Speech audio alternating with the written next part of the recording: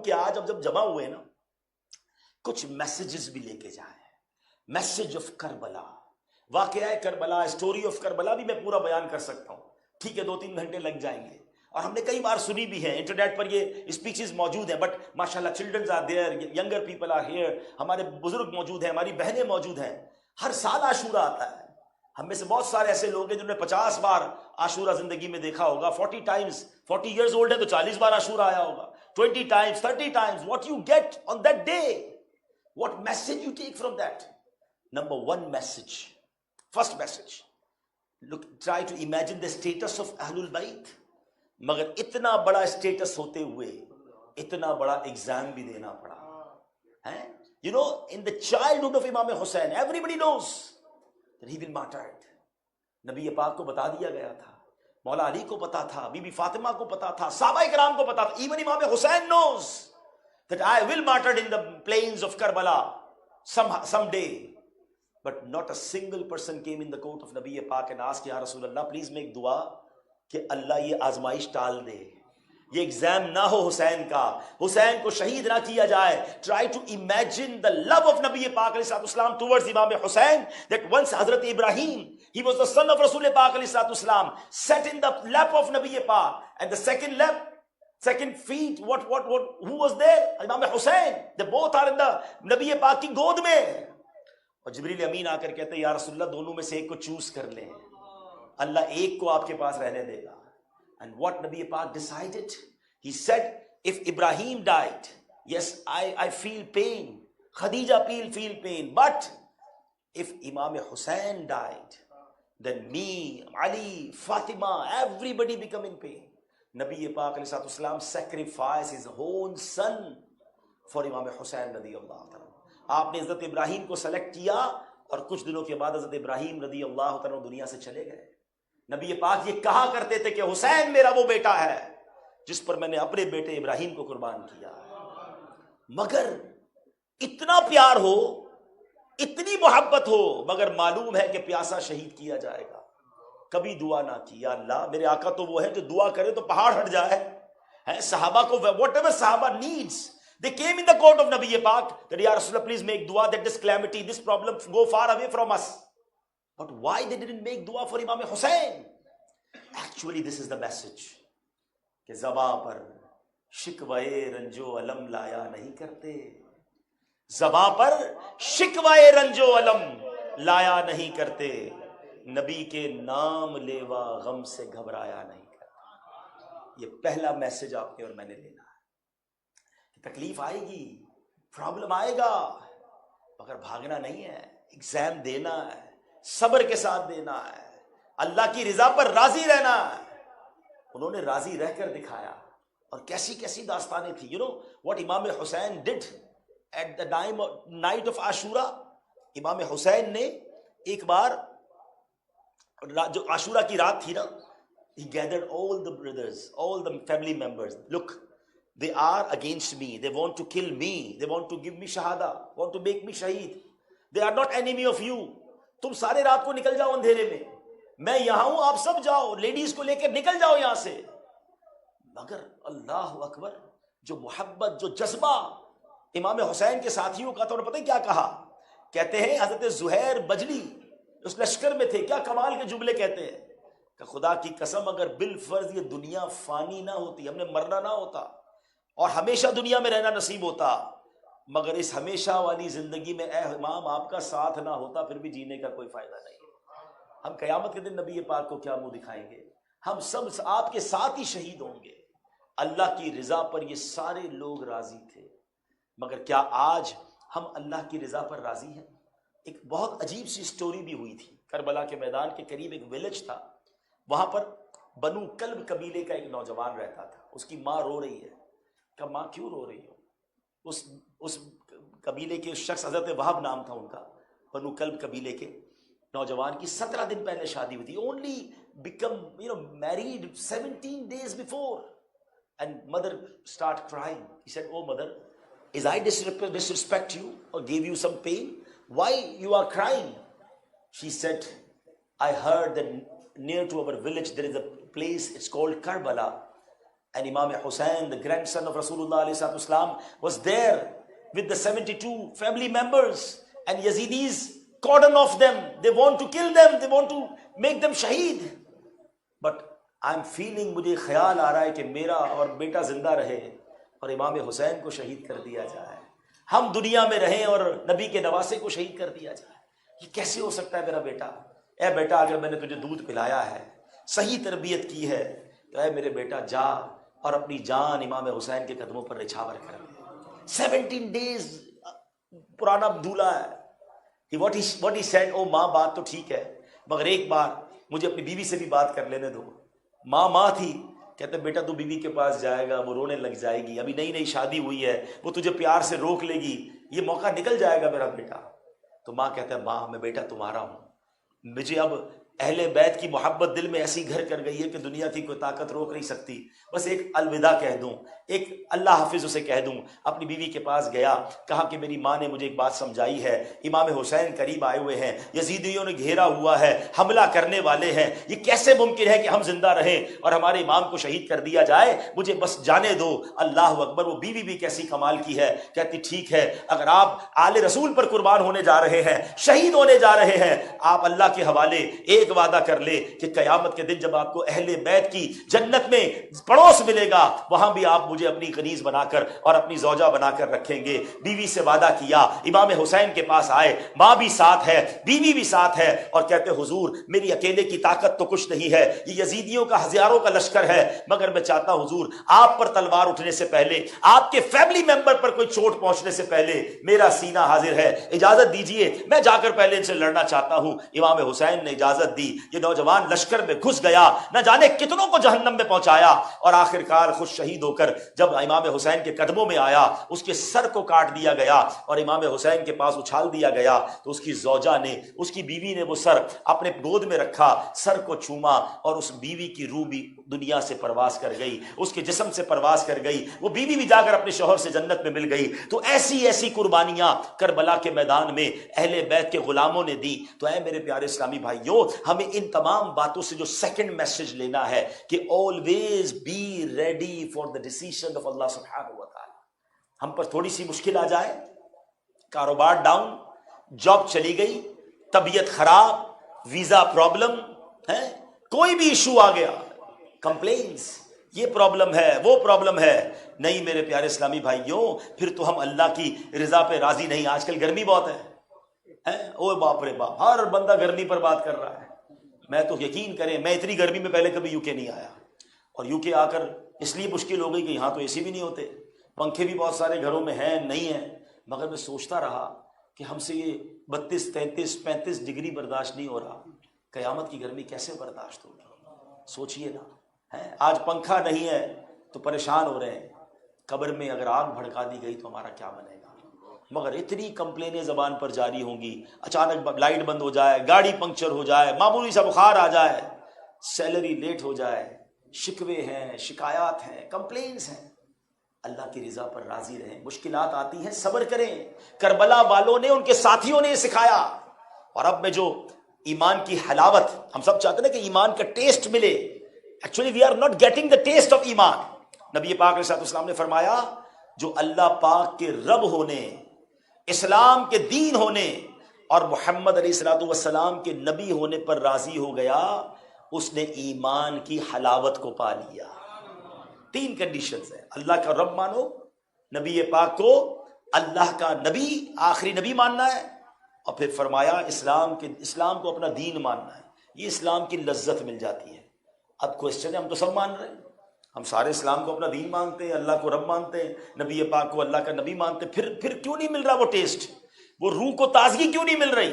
ہاں، اب پرابلم پتہ کیا ہے؟ ہم اللہ کو تو مان رہے ہیں، اللہ کی نہیں مان رہے. ہم اللہ کو رب مان رہے ہیں، اللہ کے ڈیسیژن نہیں مان رہے. کمال یہ ہے اللہ کو ایسے مانو نا کہ what ever he decided for me I am accepting with the warm welcome. بہت گہرا جملہ ہے، جو سمجھ لیں گے مزہ آ جائے گا. عام لوگوں کا جو مقام صبر ہوتا ہے نا، اللہ والوں کا وہ مقام شکر ہوتا ہے. ہاں، حضرت فضیل بن عیاض کے جوان بیٹے کا انتقال ہو گیا. اب مسکرانے لگے، کسی نے کہا بیٹے کا انتقال ہو گیا، روتے ہیں لوگ، چیخیں مارتے ہیں، آپ مسکرا رہے ہیں؟ فرمایا بالکل تکلیف ہو رہی ہے، مگر مسکرا اس لیے رہا ہوں کہ فیصلہ کس نے کیا ہے؟ اللہ نے کیا ہے نا۔ جے سونا میرے دکھ وچ راضی، اللہ کو ماننا ہے نا، ایسے ماننا ہے کہ what ever he decide for me, میں اس کو ویلکم کروں گا، خوش رہوں گا۔ جے سونا میرے دکھ وچ راضی، میں سخنو چلے پاوا۔ ہم پتہ ہے اللہ سے کیا کر رہے ہوتے ہیں، ہمارا اللہ سے پتہ تعلق کیسا ہے؟ ہم اللہ کریم سے کنڈیشن کر رہے ہوتے ہیں، اے اللہ اس حال میں رکھ جس حال میں میں راضی، میرا کاروبار بڑھا دے، بیماری میری دور کر دے، گھر میرا بڑا کر دے، بچے کا گریڈ اچھا آ جائے، وہ والی گاڑی مل جائے، وہ والا۔ اچھا ہم تو ایسے ڈیمانڈ کر رہے ہوتے ہیں، یہ مل جائے، یہ چلا جائے، یہ اس کا دام کم ہو جائے، اس کا دام بڑھ جائے، سارے کنڈیشن اللہ کے ساتھ چل رہی ہیں۔ اینڈ آف دا ڈے اس پوری دعا کا کرنچ پتہ ہے کیا ہے؟ اے اللہ اس حال میں رکھ جس حال میں میں راضی۔ ہاں یہی تو کہہ رہے ہیں ہم، کیونکہ ہماری ڈیمانڈیں ہیں نا۔ کمال یہ ہے اللہ والے اللہ سے یہ کہتے ہیں اللہ اس حال میں رکھ جس حال میں تو راضی۔ بے شک وہ حال اگر میرے لیے ڈیفیکلٹ ہے، اگر تو میری تکلیف پہ راضی ہے تو میں تکلیف میں بھی راضی، اے اللہ تو میری بیماری میں راضی ہے تو میں بیماری میں بھی راضی، اے اللہ تو میرے لیے لوگوں کی مخالفت میں راضی ہے کہ لوگ میری چاہت نہ کریں، مجھے ستائیں، مجھے تکلیف پہنچائیں، اور میرے مالک تو اس میں راضی تو میں اس میں بھی راضی ہوں، بس تو راضی رہنا۔ یہ بہت اگلا مرحلہ یہ نصیب ہو جائے جس کو سبمیشن، اللہ کی بارگاہ میں بندہ سرنڈر کر دے، مولا جس حال میں تو راضی اس میں میں راضی، کر کے تو دیکھو ایک بار، پھر دیکھو کیسے غیب کے خزانے کھلتے ہیں۔ میں بلا تمثیل سمجھاتا ہوں، کسی کے 2 بیٹے ہوں، ٹھیک ہے، گھر جائے، ایک بیٹا ہمیشہ ڈیمانڈ کرے ابو نیو موبائل چاہیے، ابو پیسے چاہیے، کمپیوٹر چاہیے، ٹور چاہیے، دوست جا رہے ہیں ٹورزم پہ، مجھے بھی گھومنے جانا ہے، ابو نئی والے شرٹ چاہیے، مجھے نئے کپڑے چاہیے، آلویز ڈیمانڈنگ۔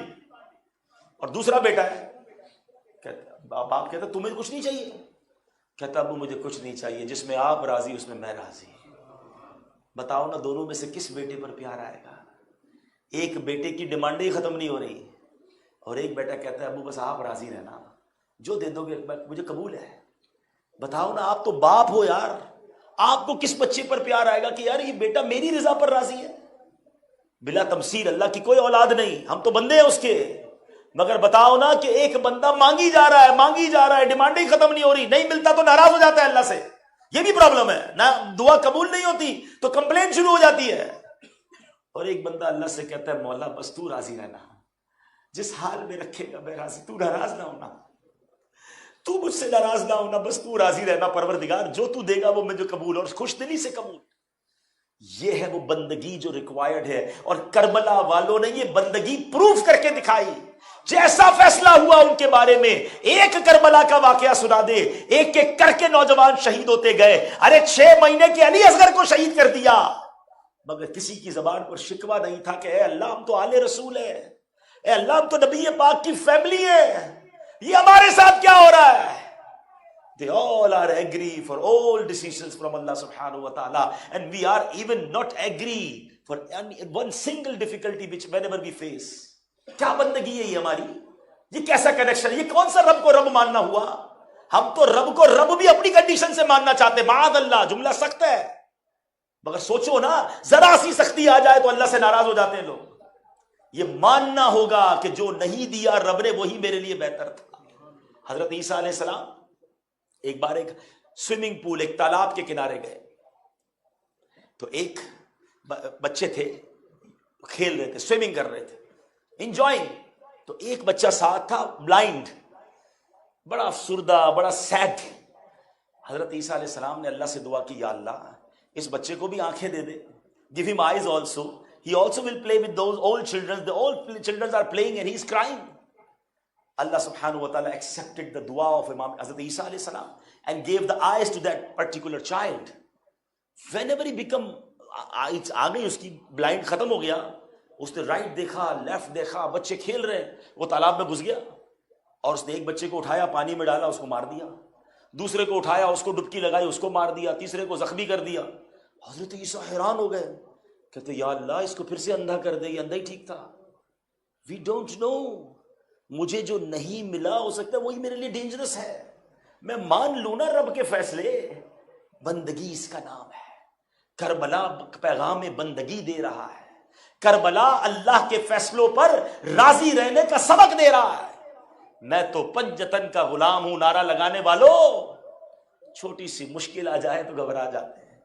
امیر اہل سنت کیا خوبصورت شعر میں سمجھاتے ہیں، پیارے مبلغ معمولی سی مشکل پہ تو گھبراتا ہے۔ عام لوگوں کو بھی تکلیف ہوتی ہے، دین کا کام کرنے والوں کو زیادہ ہوتی ہے۔ یہ جتنے یہاں بیٹھے ہیں نا، اگر آپ کبھی مسجد بنائیں گے، مدرسہ بنائیں گے، نیکی کی دعوت دیں گے، لوگوں کو اللہ کی طرف بلائیں گے، لوگ خلاف ہو جاتے ہیں، ڈی مورلائز کرتے ہیں۔ بندہ کہتا ہے چھوڑو یار، کوئی ساتھ تو دیتا نہیں، کیا ضرورت نیکی کی کام کرنے کی، فائل کلوز، گھر بیٹھ گئے۔ ارے بھائی اتنی سی بات پر بیٹھ گئے، امام حسین تو نہیں بیٹھے تھے، وہ بیٹھ جاتے ہم کدھر جاتے؟ یہ آج یو کے میں اور آپ جو کلمہ پڑھ رہے ہیں، یہ صدقہ ہے امام حسین کا۔ پیارے مبلغ، امیر علیہ السنت نے کیا سمجھایا؟ پیارے مبلغ معمولی سی مشکل پہ تو گھبراتا ہے، دیکھ حسین نے دین کی خاطر سارا گھر قربان کیا۔ کربلا میں ایک اور کمال کا واقعہ ہوا، بہت سارے واقعات ہیں، اب ٹائم تھوڑا ہائے ہائے ہائے، one of the amazing moment of the Karbala, turning point جو تھا نا، ایک ایسا کریکٹر سامنے آیا، ایک ایسی پرسنالٹی سامنے آئی۔ فرسٹ آف آل ہی stopped, he intercept Imam Hussein to go in Kufa, and he intercept Imam Hussein in the Maidan, in the plains of Karbala. The name of that person is Hur. He came with about 1,000 troops to stop Imam Hussein. He had love of Imam Hussein, he has love of Ahlul Bayt, but he have pressure of Yazid and Ibn Sa'd and all the leaders that go and intercept Imam Hussein and ask him to make bay'ah of Yazid. وہ کہتا حضور بیعت کر لیں، میں آپ کو آگے جانے نہیں دے سکتا۔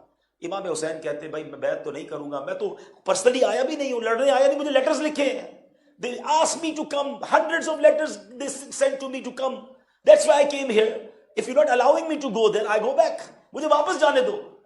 کہتا حضور مجھے اس کی بھی پرمیشن نہیں ہے، میں آپ کو جانے بھی نہیں دے سکتا، مگر میں آپ کے ساتھ سختی نہیں کروں گا۔ اور جب نماز کا ٹائم ہوتا تھا تو حر جو تھا امام حسین کے ساتھ ہی نماز پڑھتے تھے، امام حسین کی امامت میں نماز پڑھتے تھے، محبت تھی بٹ پریشر تھا۔ بٹ یہ ساری جو نرمی تھی نا، یہ پتہ چل گئی یزید کو اور اس کے ساتھیوں کو، ابن سعد کو، تو ان لوگوں نے کیا کیا، مزید 20,000 لوگ بھیج دیے اور حضرت حر کو پیچھے کر دیا، اور اب باقی ظالم لوگ آگے آ گئے۔ اب جب time of war, 10th of Muharram کا دن آ گیا نا، تو حر جو تھے وہ حضرت حر کیسے بنے؟ This is actually the turning point. وہ لرز رہے تھے، ٹرمبلنگ، شیکنگ۔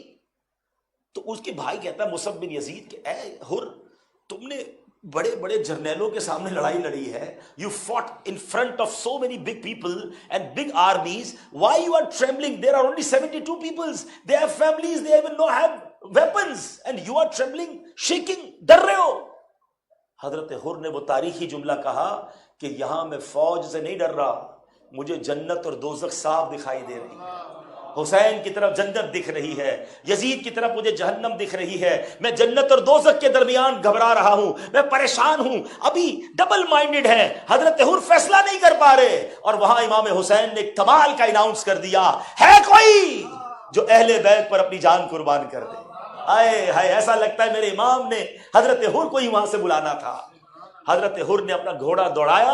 اب اچھا تھوڑا امیجن کرتے ہیں نا، ایک گراؤنڈ ہے، 21,000 on one side، 72 کربلا والے یہاں ہیں، اور کتنا فاصلہ ہوگا، اور یہاں سے حضرت حر اپنا ہارس دوڑاتے ہیں، اور دوڑتے دوڑتے رائڈ کرتے امام حسین کے قدموں میں آتے ہیں۔ فرسٹ آف آل اپولوجائز کرتے ہیں، او امام، I am the very person which stopped you, first of all اے امام میں نے آپ کو روکا تھا، اب مجھے سمجھ آ گئی ہے، اے امام میں آپ کے قافلے کے خلاف تلوار نہیں اٹھا سکتا، کیا مجھے معافی مل سکتی ہے؟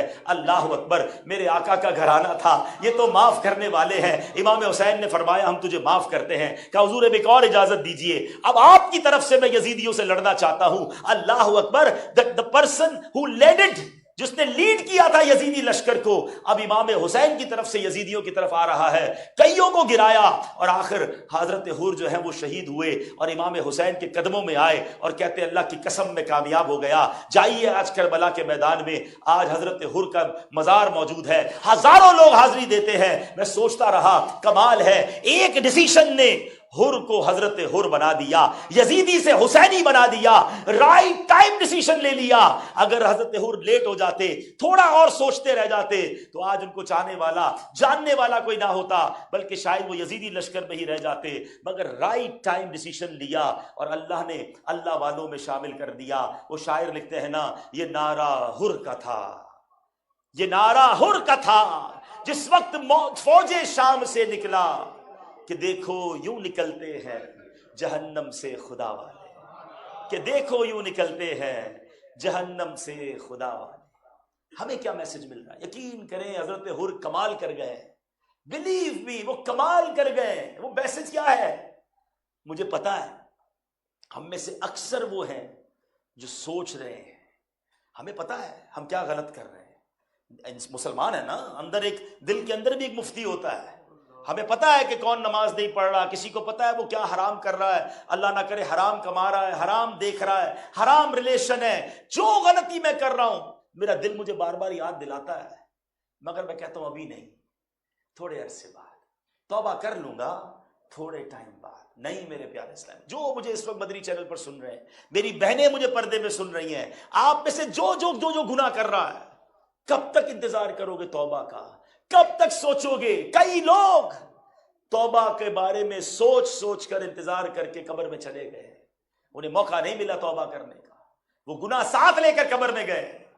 और जो हजरत हुर की सुन्नत पर अमल करते हैं, वो राइट अवे डिसीजन लेते कि नहीं चलेगा हराम, नहीं कमाऊंगा हराम, मैं कैसे शराब का काम कर सकता हूं, मैं कैसे जुए का काम कर सकता हूं, मैं मुसलमान होकर कैसे कोई हराम प्रोडक्ट बेच सकता हूं, मैं धोखा कैसे दे सकता हूं, मैं जुल्म कैसे कर सकता हूं, मैं किसी की जमीन पर कब्जा कैसे कर सकता हूं, मैं किसी का हक कैसे दबा सकता हूं। नहीं मेरे प्यारे इस्लामी भाई, दुश्मनियां हैं तो दुश्मनियां खत्म कीजिए। हम हुसैनी हैं, हम यजीदी नहीं। हजरत इमाम हुसैन ने हजरत हुर को ठोकर नहीं मारी कि तुमने तो मुझे रोका था, मैं कैसे तुम्हें माफ कर दूं। इधर माफी मांगी मेरे इमाम ने, उधर माफ कर दिया। और हम कहते मैं माफ नहीं करूंगा, मैं तो ढूंढ रहा हूं, मौके की तलाश में हूं। कभी आए तो सही बंदा मेरे हाथ में, कभी कोई इसके घर का मामला सामने आए, कभी इसके घर का कोई इवेंट आ जाए, फिर सबके सामने जलील करूंगा। कैसे हुसैनी हो यार, ये हुसैनी तरीका नहीं।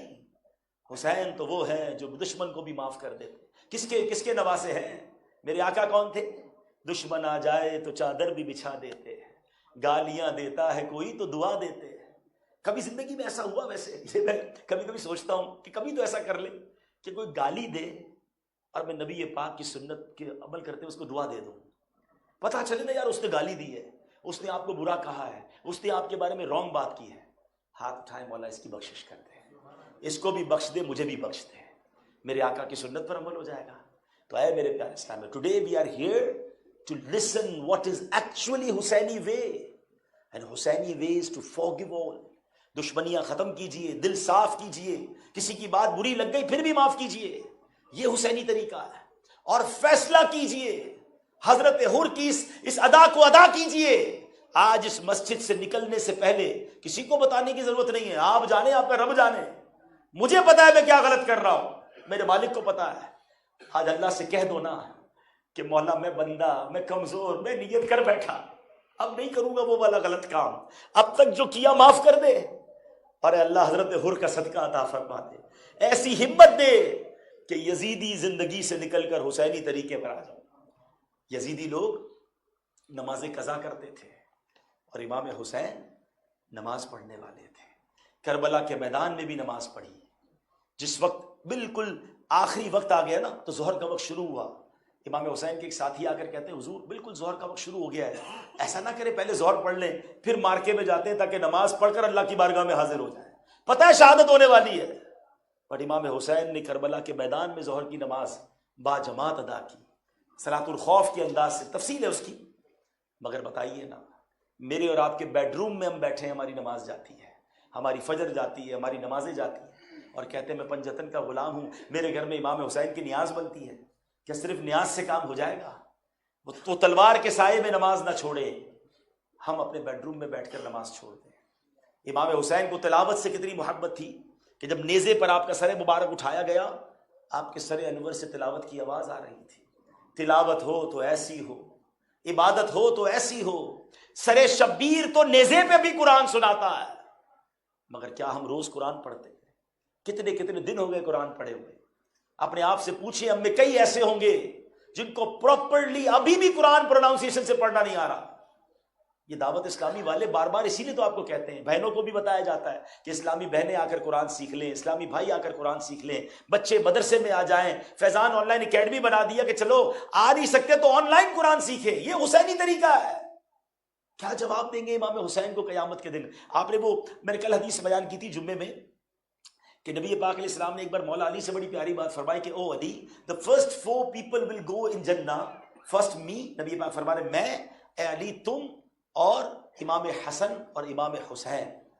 ہائے ہائے ہیں. دین حضرت مولا علی سیڈ یا رسول اللہ، پھر فرمایا ہمارے ازواج اور ہمارے بقیہ گھر والے ان کے پیچھے ہوں گے.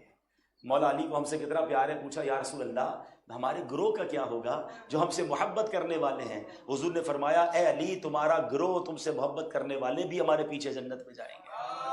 ہم سب انشاءاللہ اہل بیت کے پیچھے جنت میں جائیں گے. لیکن اگر امام حسین نے کوشچن کر لیا اس دن کہ ہم نے کربلا میں نماز نہیں چھوڑی اور تم گھر میں نماز چھوڑتے تھے، ہم نے کربلا میں بھی تلاوتیں کی، تمہیں تلاوت کرنا نہیں آتی تھی، ہم نے نانا کے دین کے لیے سر کٹا دیا اور تم دین متین کی خدمت کے لیے وقت بھی نہیں دیتے تھے. کوئی آنسر ہوگا ہمارے پاس؟ آخری جملہ، کچھ ایسا کر کے جانا ہے کہ امام حسین کو جا کر بتانا ہے کہ اپنے حصے کا چراغ میں بھی جلا کر آیا. یا امام آپ نے تو سب کچھ لٹا دیا، مگر میں بھی کچھ دین کی خدمت کر کے، کچھ لوگوں کو نمازی بنا کر، کچھ لوگوں کو سنت کی بات پہنچا کر، اہل بیت اور صحابہ کی محبتیں سنا کر آیا ہوں. حضور میں بھی گناہ سے بچنے کی کوشش کرتا تھا، دوسروں کو بھی بچاتا تھا. میرا مذاق اڑاتے تھے لوگ، چہرے پہ داڑھی رکھی تو مذاق اڑایا، امامہ پہنا تو مذاق اڑایا، دین پر عمل کرتا تھا تو لوگ مذاق اڑاتے تھے. مگر حضور میں آپ کا پنجتن کا غلام تھا، مجھے لوگوں کے مذاق کی پرواہ نہیں تھی، میں آپ کے طریقے پر چلتا رہا. ایسے جاؤ گے نا تو انشاءاللہ میرے امام ساتھ جنت میں لے جائیں گے، سینے لگا لیں گے.